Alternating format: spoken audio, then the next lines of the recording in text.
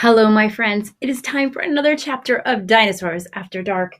The last time we left our friends, Jack and Annie, they had just found a tree house in the forest of Frog Creek, Pennsylvania, where they lived.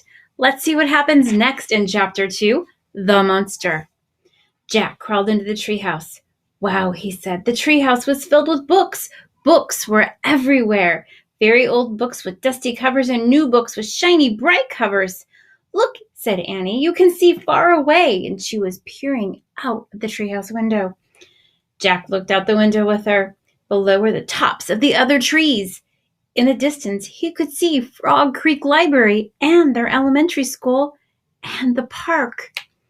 Annie pointed in the other direction and said, "There's our house." Annie was right. Jack could see their white wooden house with its green porch. And in the yard next door sat the neighbor's black dog, Henry. "Hey, Henry," shouted Annie. "Shh, he can't hear you and we're not supposed to be here," said Jack. Jack glanced around the treehouse again and he noticed that bookmarks were sticking out of many of the books. "I wonder who owns all of these books," he said. "I like this one," said Annie, and she picked up a book with a castle on the cover. "Here's a book about Pennsylvania," said Jack. He turned to the page with the bookmark. "Hey, here's a picture of Frog Creek," he said. "It's a picture of these fairy woods. This is so exciting." "Oh, here's a book for you," said Annie. "It's a book about dinosaurs." A blue bookmark was sticking out of it. It was made of silk. Silk is a nice, really soft fabric. It's very pretty. "Let me see," said Jack. He set his backpack down on the floor and he took the book from Annie.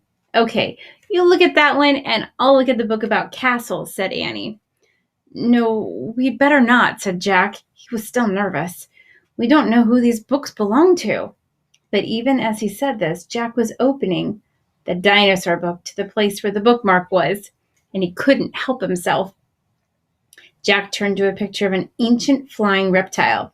He recognized it as a pteranodon. That's kind of like a pterodactyl. He touched the huge bat-like wings in the picture. "Wow," whispered Jack.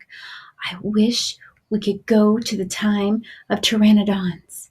Jack studied the picture of the odd-looking creature soaring through the sky. "Ah!" screamed Annie. "What?" said Jack. "It's a monster! There's a monster!" And she pointed out of the window. "Stop pretending, Annie," said Jack. "That's not funny." "No, really," said Annie. Jack looked out the window. A giant creature was gliding above the tree tops. It had a long, weird crest on the back of its head, a skinny beak, and a huge, are you ready for this, span of bat-like wings.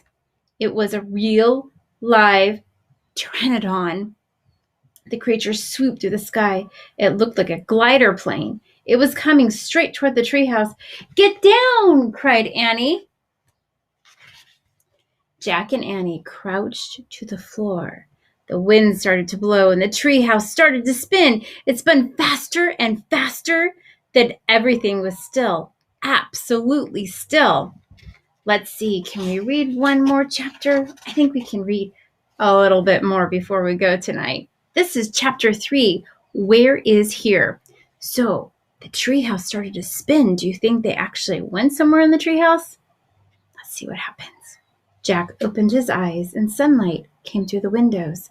The treehouse was still high up in the tree, but it wasn't the same tree. "Where are we?" said Annie. She and Jack looked out the window. The pteranodon was soaring through the sky. The ground was covered with ferns and tall grass, and there was a winding stream, a sloping hill, and volcanoes in the distance. "I don't know where we are," said Jack. The pteranodon glided down to the base of the tree, and it landed on the ground and stood very still. So it landed and it stood there. "So what just happened to us?" said Annie. Well, said Jack, I was looking at the picture in the book and you said, 'Wow, I wish we could go to the time of pteranodons,'" said Annie. "Yeah, and then we saw a pteranodon in the Frog Creek woods," said Jack. Yeah, and then the wind got loud and the treehouse started spinning, said Annie. And we landed here, said Jack. And we landed here, said Annie. So that means, said Jack. So that means what, said Annie. I don't know what it means, said Jack. He shook his head. None of this can be real. Annie looked out the window again, but he's very real, she said. Very real. She's talking about the dinosaur. Jack looked out the window again, and then at her. The pteranodon was standing at the base of the tree like a guard. His giant wings were spread out on either side of him. Hi, Annie shouted. Shh, said Jack. We're not supposed to be here. But where is here? I don't know. We're still trying to figure that out, said Jack. Hi, who are you? Annie called to the pteranodon as she waved. The creature just looked up at her. Are you crazy? You can't talk to the pteranodon. He doesn't talk, said Jack.